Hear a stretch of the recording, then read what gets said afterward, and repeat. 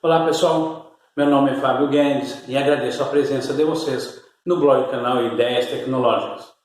Pessoal, eu já peço antecipadamente desculpa por qualquer barulho externo, pois está fora do meu controle e infelizmente não consegui um horário melhor para gravar. Esse vídeo é a segunda parte dessa série, lista de distribuições GNU Linux. Aqui está o conteúdo anotado para eu não me perder. E quem não assistiu a primeira parte, eu aconselho que parem agora e assistam, que eu vou deixar o link na descrição, tá certo? Bom, essa segunda parte, aliás, ela é de 2014 a 2016 e basicamente eu falo das seguintes distribuições: CentOS, Arch Linux, Slackware e Gentoo, não necessariamente nessa ordem, tá certo? Eu vou começar então, pessoal, falando o seguinte: a partir de 2014, de 2009 a 2014, eu não tive interesse nenhum em aprender sobre outra distribuição. Não tive curiosidade de evoluir no mundo GNU Linux. Porém, a partir de 2014, eu comecei a ficar interessado, né, querer mudar um pouco, porque durante esses anos todos, né, de 2009 a 2014, usei basicamente o Debian. Até hoje uso o Debian, né?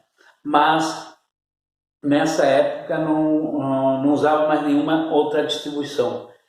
Então, quando eu conheci essas distribuições, quando comecei a pesquisar sobre elas, eu soube que elas seriam as mais hertz. E eu soube que eu poderia aprender mais sobre GNU Linux. Então, eu vou começar falando exatamente sobre o Slackware. O Slackware foi lançado em 1993 e seu criador foi o Patrick Volkerding.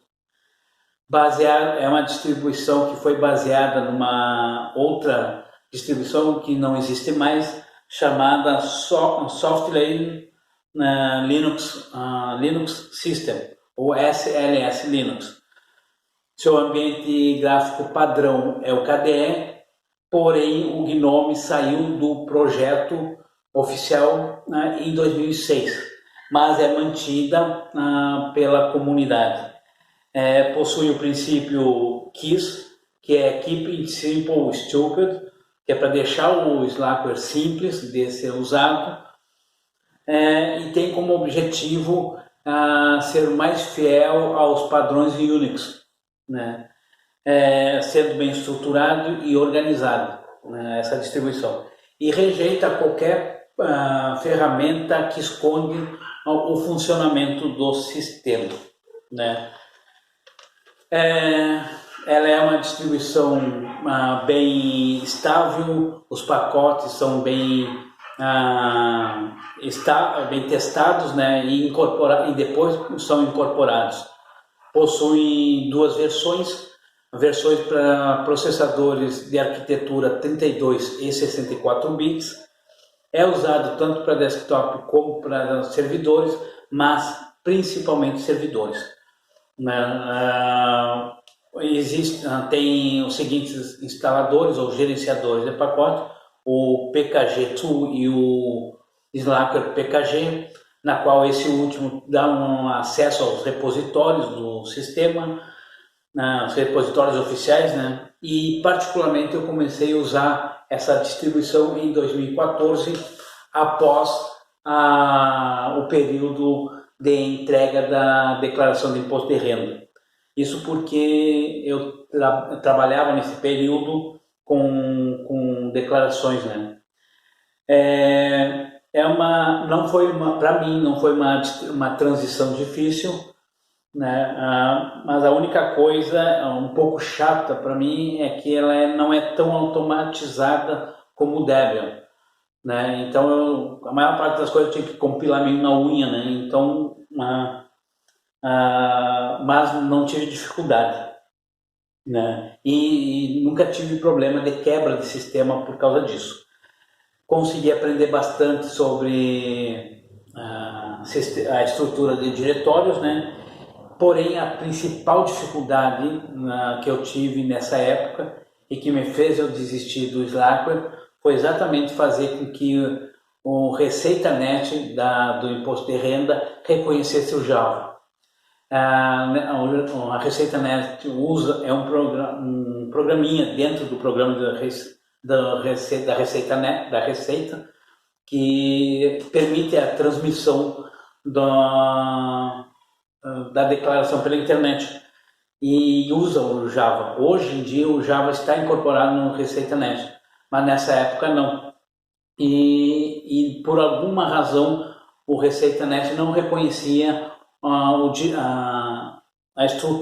caminho do Java, né? O caminho que estava localizado no Java. E eu fiz de tudo para fazer esse reconhecimento, mas não consegui, né? Então acabei desistindo do Slackware.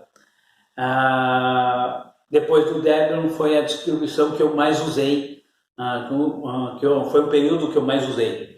Eu usei ela por um período de 10 meses. 10 meses. Bom, a segunda distribuição foi o CentOS. O CentOS é uma distribuição que surgiu em 2003.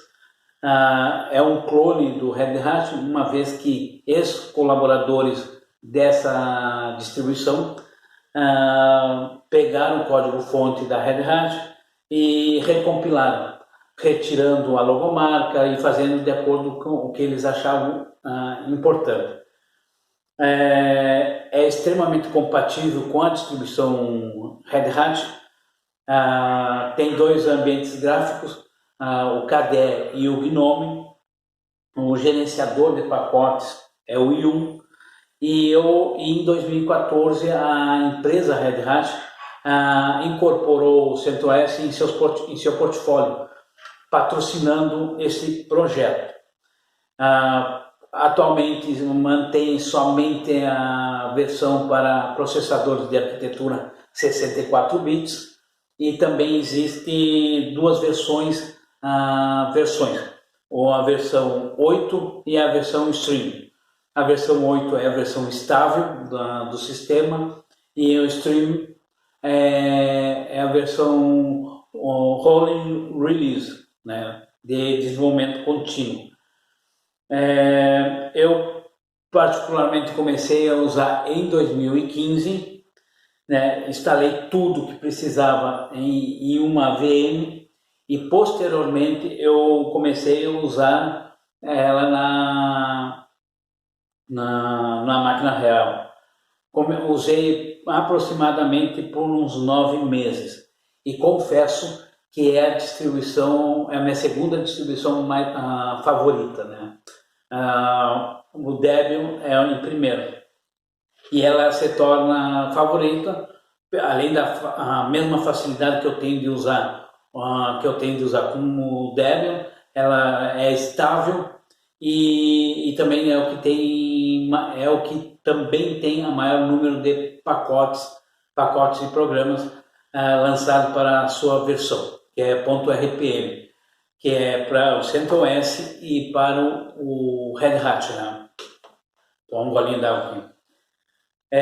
Depois disso, eu vou falar um pouco sobre o Arch Linux. O Arch Linux é uma distribuição que é criada em 2002 e sempre teve seu foco na elegância, minimalismo e simplicidade. Ou seja, ela tem essa distribuição tem essa característica para que for mais simples e instalar pacotes que sejam necessários. Quando, por exemplo, para dar uma explicação melhor, Quando faz a instalação do sistema operacional e reinicia a máquina, ela vai aparecer somente o terminal, certo? Para quem vem do Windows, isso significa que vai estar aquela tela CMD, a janela do CMD, vai ser assim que vai aparecer. Então, tudo que nós precisarmos, incluindo o ambiente gráfico, vai ter que ser instalado em linha de comando, tá certo? Seu pacote, seu gerenciador de pacotes é o Pacman, né? Também é uma distribuição o Rolling Release e não possui versões, né? Então baixa uma ISO hoje em pleno 2021, não precisa baixar outra lá em 2026, por exemplo, né?